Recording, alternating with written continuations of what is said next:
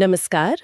आज हम इतिहास के एक ऐसे बहुत ही निर्णायक मोड़ पर बात करने वाले हैं, भारत की स्वतंत्रता से ठीक पहले का समय, जब देश का भविष्य एक तरह से तराजू पर तुला था। बिल्कुल, बहुत उथल-पुथल का दौर था वो।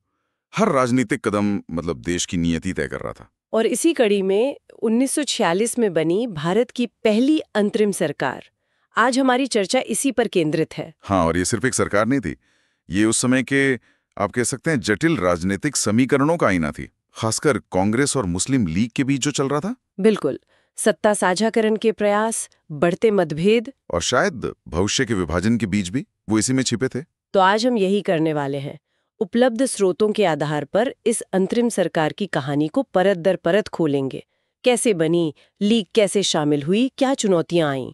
और फिर वो विस्फोटक घटनाएं, उनका इस सरकार से क्या ताल्लुक था। हमारा मकसद यही है कि स्रोतों से जो तथ्य और संकेत मिलते हैं उन्हें सामने लाएं, ताकि 1946 के उस तूफानी दौर की एक साफ तस्वीर बन सके। जी, क्योंकि ये सिर्फ घोषणाओं का दौर नहीं था, जमीन पर माहौल बहुत अलग था। राजनीतिक महत्वाकांक्षाएं थी, गहरा अविश्वास था और सांप्रदायिक तनाव भी बढ़ रहा था। हाँ बिल्कुल। तो चलिए शुरू करते हैं। कहानी शुरू होती है एक निमंत्रण से, लॉर्ड वेविल का वो खत। जी, जो जानकारी मिलती है उसके हिसाब से 12 अगस्त 1946 को वाइसराय लॉर्ड वेविल ने कांग्रेस अध्यक्ष जवाहरलाल नेहरू को बुलाया। हाँ, और उन्हें अंतरिम सरकार बनाने का न्योता दिया, औपचारिक रूप से। ये ब्रिटिश सरकार की तरफ से एक बड़ा कदम था, मतलब भारतीयों को सत्ता सौंपने की दिशा में। हाँ, प्रतीकात्मक रूप से तो बहुत बड़ा था। हालांकि इसके पीछे कई पेच भी थे। और कांग्रेस ने भी तेजी दिखाई इस पर। बिल्कुल, स्रोत बताते हैं कि 24 अगस्त 1946 को, यानी सिर्फ 12 दिन बाद, हाँ, नेहरू जी के नेतृत्व में कांग्रेस ने घोषणा कर दी भारत की पहली अंतरिम सरकार बनाने की। और फिर 2 सितंबर 1946 सरकार ने काम शुरू कर दिया। जी, औपचारिक रूप से। लेकिन यहाँ एक बहुत बड़ा पेच था। क्या? मुस्लिम लीग वो शुरू में इसका हिस्सा नहीं थी। अच्छा, तो मतलब शुरुआत में ये पूरी तरह से कांग्रेस की सरकार थी। हाँ, लगभग पूरी तरह से। जो शुरुआती कैबिनेट बनी उसमें कांग्रेस के ही 12 सदस्य थे। 12 सदस्य। जी, और लीग का बाहर रहना इसने शुरू से ही सरकार की स्थिरता और आप कह सकते हैं उसके प्रतिनिधित्व पर एक सवाल खड़ा कर दिया था। तो ये 12 सदस्य कौन थे? कुछ बड़े नाम तो जरूर होंगे। हाँ बिल्कुल, कई दिग्गज नेता शामिल थे इसमें। जैसे डॉक्टर राजेंद्र प्रसाद, उन्हें खाद्य और कृषि मंत्रालय मिला। उस समय खाद्य संकट भी था शायद। हाँ बिल्कुल, तो ये बहुत महत्वपूर्ण विभाग था। फिर सरदार बलदेव सिंह थे, रक्षा मंत्री। रक्षा मंत्रालय। और नेहरू जी, वो तो सरकार का नेतृत्व कर ही रहे थे। हाँ, वो प्रधानमंत्री के बराबर पद पर थे, वाइसरॉय की एग्जीक्यूटिव काउंसिल के उपाध्यक्ष। जी बिल्कुल, और साथ में विदेश मामले और कॉमनवेल्थ संबंध भी उन्हीं के पास थे। अच्छा, और आसिफ अली का भी नाम आता है। हाँ, आसिफ अली को रेल और परिवहन मंत्रालय दिया गया। ये भी बहुत जरूरी था देश को जोड़ने के लिए। इनके अलावा भी कई बड़े नाम थे, जैसा कि स्रोत बताते हैं। सरदार पटेल थे गृह मंत्रालय के साथ। जी, गृह, सूचना और प्रसारण। सी राजगोपालाचारी थे, कला, शिक्षा, स्वास्थ्य। शरद चंद्र बोस भी थे शुरू में, कार्य, खान और ऊर्जा। शरद चंद्र बोस, सुभाष चंद्र बोस के भाई। जी हाँ। फिर डॉक्टर जॉन मथाई थे, उद्योग और आपूर्ति। सर सफात अहमद खान, विधि मंत्री। जगजीवन राम, श्रम मंत्री। सैयद अली जहीर और CH भाभा, वाणिज्य। तो हाँ, एक काफी प्रभावशाली लिस्ट थी ये। इसमें तो कांग्रेस के लगभग सभी बड़े नेता और अलग-अलग समुदायों के लोग भी दिख रहे हैं। हाँ, कोशिश तो यही थी। लेकिन एक नाम जो अक्सर ध्यान से उतर जाता है और जिसका जिक्र मिलता है। कौन? मौलाना अबुल कलाम आजाद। वो इस अंतरिम सरकार में शामिल नहीं थे। अरे, ये तो चौंकाने वाली बात है। वो तो कांग्रेस के इतने बड़े नेता थे, पूर्व अध्यक्ष भी रहे। जी, लेकिन वो इस पहली कैबिनेट का हिस्सा नहीं थे। क्यों नहीं थे, ये शायद अलग बहस का मुद्दा है। तो खैर, ये थी शुरुआती तस्वीर। कांग्रेस की सरकार, लीग बाहर। लेकिन ये स्थिति ज्यादा दिन नहीं चली होगी। नहीं, बिल्कुल नहीं। लीग के बाहर रहने से सरकार की कह सकते हैं वैधता पर सवाल तो उठ ही रहे थे। वाइसरॉय वेविल लगातार कोशिश कर रहे थे, जिन्ना पर दबाव बना रहे थे कि लीग सरकार में शामिल हो। और आखिरकार लीग मान गई। हाँ, कई दौर की बातचीत हुई, मान मनोबल चली, और फिर अक्टूबर 1946 में, यानी सरकार बनने के कोई 1.5 महीने बाद। हाँ, ये बहुत बड़ा दाव था। कुछ लोग कहते हैं कि कांग्रेस ने शायद सोचा कि लियाकत वित्त मंत्रालय ठीक से संभाल नहीं पाएगी। अच्छा। लेकिन ये दांव शायद उल्टा पड़ने वाला था। और क्या? वो उल्टा पड़ा। लियाकत अली खान के बजट का जिक्र आता है जिसने काफी हलचल मचाई थी। जी हाँ, स्रोत बताते हैं कि उन्होंने एक बजट पेश किया जिसे कुछ लोग पुअर मैन्स बजट भी कहते हैं। गरीब आदमी का बजट, ऐसा क्या था उसमें? उसमें मतलब उद्योगपतियों और व्यापारियों पर काफी भारी टैक्स लगाने का प्रस्ताव था। Profit tax, capital gains tax, इस तरह की चीजें। तो ये तो सुनने में समाजवादी कदम लगता है। हाँ, ऊपर से तो ऐसा ही लगता था, लेकिन इसके राजनीतिक मायने बहुत गहरे थे, ऐसा स्रोत इशारा करते हैं। राजनीतिक मायने कैसे? देखिए, उस वक्त ज्यादातर बड़े उद्योगपति और व्यापारी किसके समर्थक थे? कांग्रेस के। हाँ, ये बात तो थी। तो ऐसा लगता है कि इन टैक्स का मकसद दोहरा था। एक तरफ तो लीग अपनी छवि बना रही थी कि वो गरीबों और मुसलमानों की हिमायती है, और दूसरी तरफ ये कांग्रेस के आर्थिक आधार, उनके फाइनेंशियल सपोर्ट बेस पर सीधी चोट थी, उन्हें असहज करने की कोशिश थी। ओहो, मतलब लीग सरकार में सिर्फ शामिल नहीं हुई थी, वो अपना एजेंडा भी चला रही थी सरकार के अंदर से ही। बिल्कुल, वो सक्रिय रूप से कांग्रेस को चुनौती दे रहे थे, और वित्त मंत्रालय का कंट्रोल वो उन्हें इसका एक बहुत ताकतवर हथियार दे गया था। ये तो मतलब सरकार के अंदर ही सत्ता संघर्ष शुरू हो गया था। एक तरह से, हाँ। अच्छा, जब लीग के ये 5 सदस्य आए तो क्या कैबिनेट का साइज बढ़ाया गया या फिर कांग्रेस के लोगों को हटना पड़ा? यहीं पर एक और बड़ा बदलाव हुआ। स्रोत साफ बताते हैं कि लीग के 5 सदस्यों को लाने के लिए कांग्रेस के 3 मौजूदा मंत्रियों को हटना पड़ा। क्या? कांग्रेस के मंत्रियों को हटाया गया? कौन थे वो? सैयद अली जहीर, शरद चंद्र बोस। शरद बोस फिर से? उनको हटा दिया। हाँ, उनको। और सर सफात अहमद खान, इन तीनों को कैबिनेट से बाहर जाना पड़ा। बाप रे, मतलब कांग्रेस को अपने ही लोगों को हटाना पड़ा लीग के लिए। शरद बोस जैसे बड़े नेता को हटाना, ये तो बहुत बड़ा संदेश गया होगा। सीधा संदेश यही था कि लीग का दबाव काम कर रहा है और सरकार के अंदर जो पावर बैलेंस था वो नाटकीय ढंग से बदल गया है। सहयोग की जगह टकराव बढ़ गया होगा। बिल्कुल, अविश्वास की खाई और गहरी हो गई होगी। ये सिर्फ सीटों का बंटवारा नहीं था, ये लीग की बढ़ती ताकत और शायद कांग्रेस की कुछ मजबूरियों का भी प्रतीक था। तो केंद्र में तो ये सब चल रहा था, खींचतान, बजट, मंत्री हटाना। इसी दौरान प्रांतों में क्या हो रहा था? बंगाल का जिक्र आता है स्रोतों में। हाँ, बंगाल उसमें बहुत महत्वपूर्ण था, और वहां स्थिति थोड़ी अलग थी।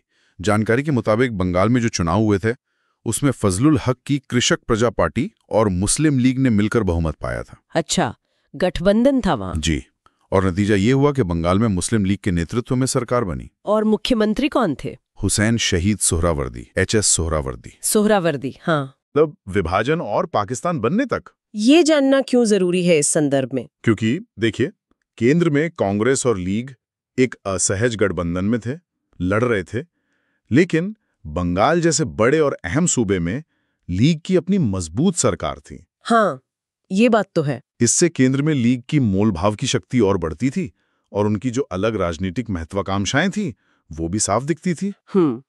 मतलब एक ही देश में एक ही समय पर 2 बिल्कुल अलग राजनीतिक हकीकतें। बिल्कुल, केंद्र में साझा सरकार का प्रयोग और बंगाल में लीग का एक छत्र राज। बिल्कुल, स्थिति बहुत जटिल थी। और फिर वो घटना हुई जिसने इस पूरी नाजुक स्थिति में जैसे पलीता लगा दिया। आप डायरेक्ट एक्शन डे की बात कर रही हैं? हाँ, 16 अगस्त 1946 मुस्लिम लीग का डायरेक्ट एक्शन डे यानी प्रत्यक्ष कार्यवाही दिवस का आह्वान। ये 1946 की शायद सबसे दुखद घटनाओं में से एक है। बिल्कुल, दस्तावेज यही बताते हैं। लेकिन यहाँ तारीखों पर थोड़ा ध्यान देना होगा। 16 अगस्त 1946, ये तो अंतरिम सरकार के बनने 2 सितंबर और लीग के उसमें शामिल होने अक्टूबर से पहले की तारीख है। हाँ, ये बिल्कुल सही पॉइंट है, और ये अक्सर कंफ्यूजन पैदा करता है। क्रम समझना जरूरी है। 16 अगस्त 1946 डायरेक्ट एक्शन डे का आह्वान। 2 सितंबर 1946 अंतरिम सरकार बनी, सिर्फ कांग्रेस के साथ।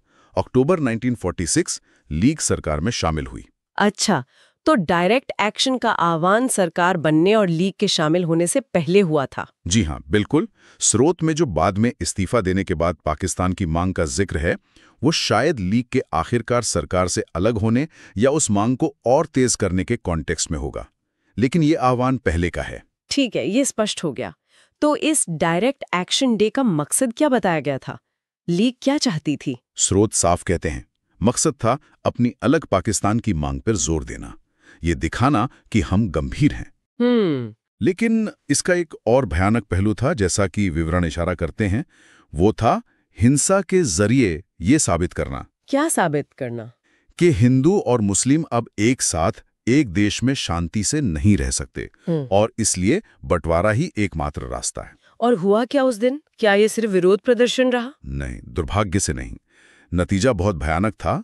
स्रोत बताते हैं कि उस दिन और उसके बाद कई दिनों तक, खासकर कलकत्ता में, भयानक दंगे भड़क उठे, अभूतपूर्व हिंसा। कलकत्ता में? हाँ, हजारों लोग मारे गए, घायल हुए, संपत्तियों को जलाया गया। और नोआखाली का भी जिक्र आता है। हाँ, नोआखाली, जो पूर्वी बंगाल में था, अब बांग्लादेश में।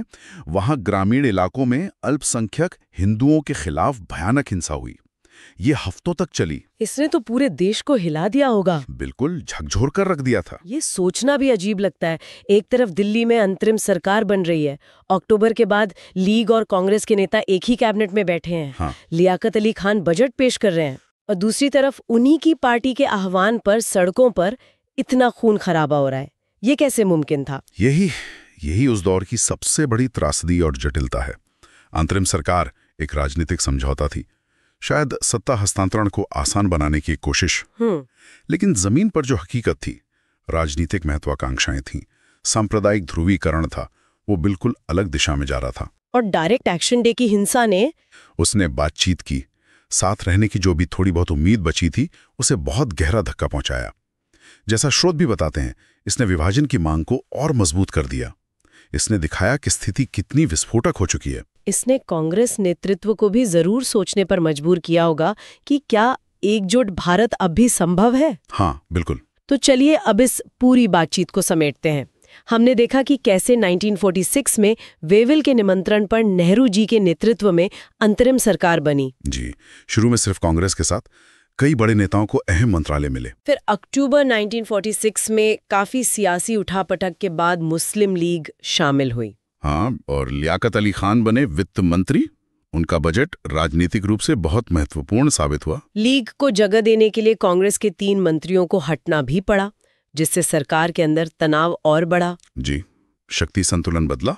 हमने बंगाल की स्थिति भी देखी, जहां सुहरावर्दी के नेतृत्व में लीग की अपनी सरकार चल रही थी, और उसका असर केंद्र की राजनीति पर भी पड़ रहा था। और फिर सबसे अहम और दुखद मोड़, 16 अगस्त 1946, मुस्लिम लीग का डायरेक्ट एक्शन डे का आह्वान, जिसके कारण कलकत्ता, नोआखाली जैसी जगहों पर भयानक सांप्रदायिक हिंसा हुई। बिल्कुल, और जैसा आपने कहा, ये सिर्फ तारीखी घटनाएं नहीं है। नहीं, बिल्कुल नहीं। ये वो पड़ाव थे जिन्होंने आखिरकार भारत के विभाजन और आजादी के स्वरूप को तय किया। ये दिखाता है कि कैसे सत्ता साझाकरण की ऊपरी कोशिशें जमीनी हकीकत और गहरे राजनीतिक मतभेदों के सामने बेकार हो सकती हैं। जी, क्या मतलब है, क्या सबक है इसमें?